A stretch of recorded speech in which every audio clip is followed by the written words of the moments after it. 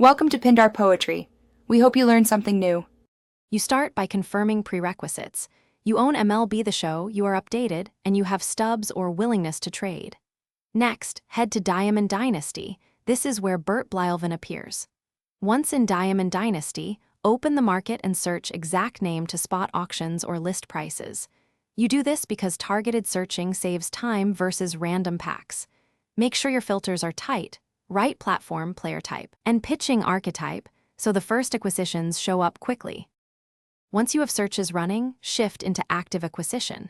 You should monitor auctions and newly listed items because Blyleven can appear sporadically and timing wins. If a buy now appears at a fair price, claim it. Waiting can lose the opportunity. Otherwise, place smart bids slightly under market to snipe endings. Make sure to refresh often and track typical price ranges so you recognize a genuine deal. You do this to balance risk and stub spend while maximizing chances of securing Blyleven. You finish by completing the acquisition and confirming Bert Blyleven in your collection. Equip him to your rotation or list unwanted duplicates to recoup stubs. If you couldn't find him, pivot.